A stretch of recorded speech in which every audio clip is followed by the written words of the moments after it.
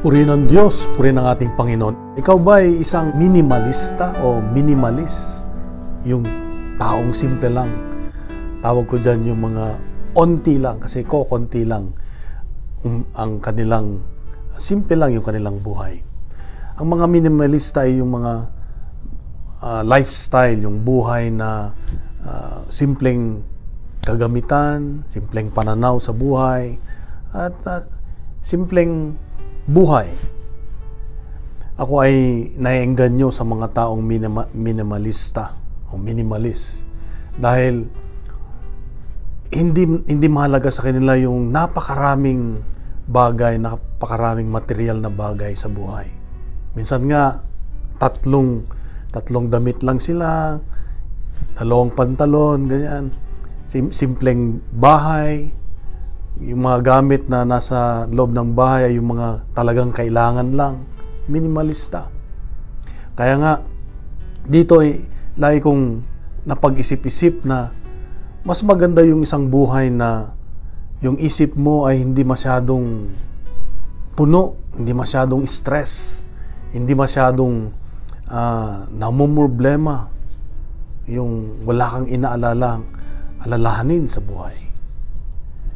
Dito ay ang taong minimalista ay isang taong pag namuhay ay nakatutok doon sa mas mahalaga, yung priority niya sa buhay. Na ibig sabihin, less is more. Less is more. Ibig sabihin, mas binibigyan niya ng halaga yung bang ang kalidad sa buhay. Yung kalidad sa buhay, hindi yung dami. Hindi yung dami ng accomplishment mo, hindi yung daming napag-aralan mo, kundi yung kalidad.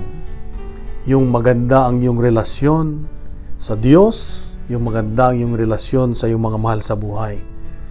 Yun ang pinakamahalaga. Dati sa buhay ko kasi masyado kong abala sa aking ambisyon, sa aking mga gusto sa buhay.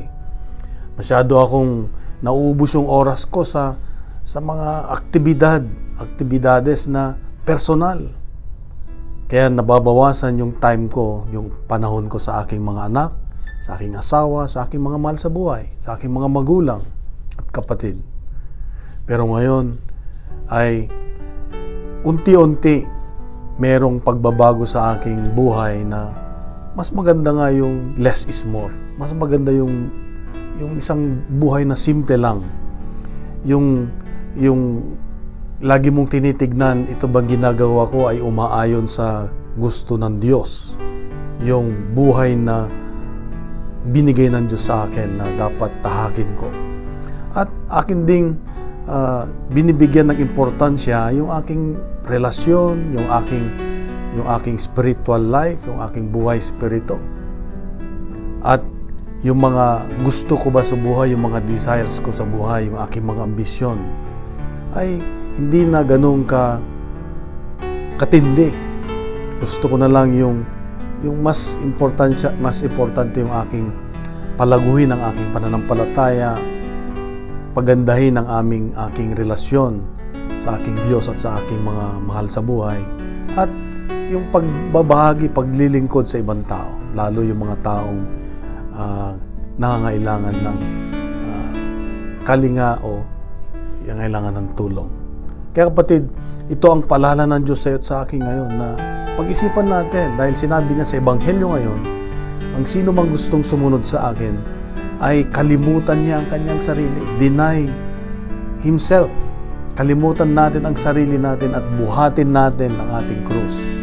Mga cross, yung mga challenges sa buhay, buhatin natin ng may pag-asa, ng may lakas, dahil ang Diyos ay kasama natin.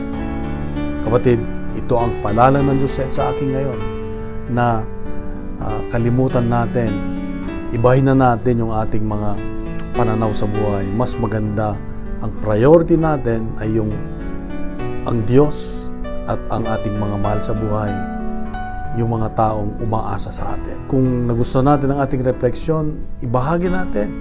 Kunin natin ang good news ang social media at gawin nating viral ang salita ng Diyos araw-araw.